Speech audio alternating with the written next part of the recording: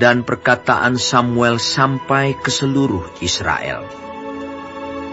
Orang Israel maju berperang melawan orang Filistin dan berkemah dekat Eben Heser, sedang orang Filistin berkemah di Afek.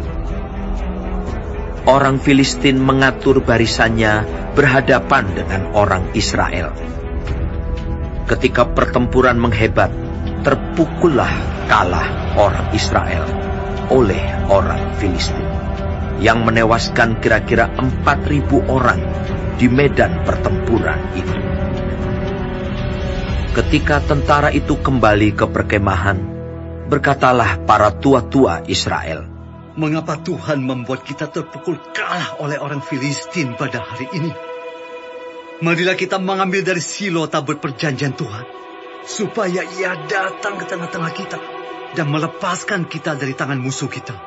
Kemudian bangsa itu menyuruh orang ke Silo, lalu mereka mengangkat dari sana tabut perjanjian Tuhan semesta alam, yang bersemayam di atas para kerub. Kedua anak Eli, Hofni dan Pinehas, ada di sana dekat tabut perjanjian Allah itu. Segera sesudah tabut perjanjian Tuhan sampai ke perkemahan, bersoraklah seluruh orang Israel dengan nyaring, sehingga bumi bergetar. Dan orang Filistin yang mendengar bunyi sorak itu berkata, "Apakah bunyi sorak yang nyaring di perkemahan orang Ibrani itu?"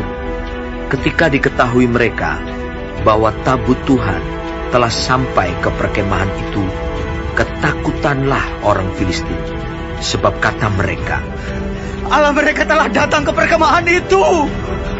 Dan mereka berkata, "Celakalah kita, sebab seperti itu belum pernah terjadi dahulu.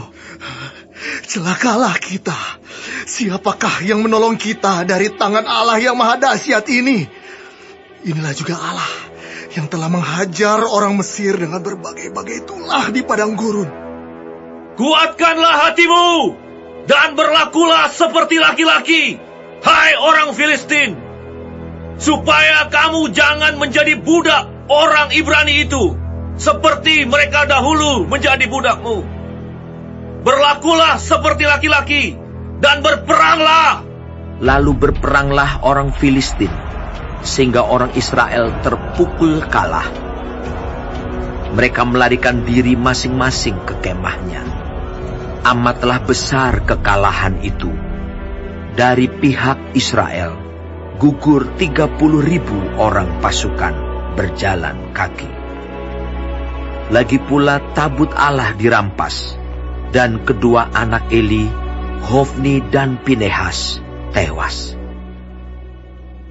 Seorang dari suku Benyamin lari dari barisan pertempuran, dan pada hari itu juga ia sampai ke Silo dengan pakaian terkoyak-koyak dan dengan tanah di kepalanya.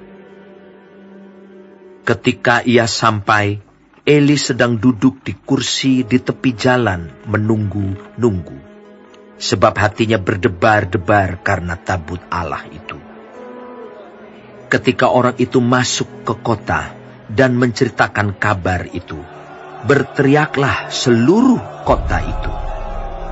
Ketika Eli mendengar bunyi teriakan itu, bertanyalah ia, "Keributan apakah itu?" Lalu bersegeralah orang itu mendapatkan Eli dan memberitahukannya kepadanya. Eli sudah 98 tahun umurnya, dan matanya sudah bular, sehingga ia tidak dapat melihat lagi. Kata orang itu kepada Eli, "Aku datang dari medan pertempuran. Baru hari ini aku melarikan diri dari medan pertempuran." Kata Eli, "Bagaimana keadaannya, anakku?" Jawab pembawa kabar itu, "Orang Israel melarikan diri dari hadapan orang Filistin. Kekalahan yang besar telah diderita oleh rakyat. Lagi pula kedua anakmu, Hofni dan Pinias, telah tewas. Dan tabut Allah sudah dirampas. Ketika disebutnya tabut Allah itu, jatuhlah Eli, terlentang dari kursi di sebelah pintu gerbang. Batang lehernya patah dan ia mati, sebab telah tua dan gemuk orangnya. 40 tahun lamanya ia memerintah sebagai hakim atas orang Israel. Adapun menantunya perempuan, istri Pinehas, sudah hamil tua.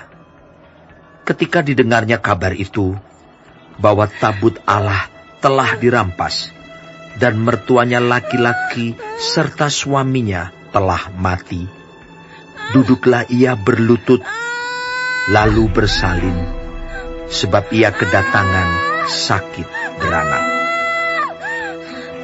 Ketika ia hampir mati, berkatalah perempuan-perempuan yang berdiri di dekatnya, "Janganlah takut, sebab engkau telah melahirkan seorang anak laki-laki." Tetapi ia tidak menjawab dan tidak memperhatikannya. Ia menamai anak itu Ikabod, katanya, "Telah lenyap kemuliaan dari Israel." Karena tabut Allah sudah dirampas, dan karena mertuanya dan suaminya. Katanya, "Telah lenyap kemuliaan dari Israel, sebab tabut Allah telah dirampas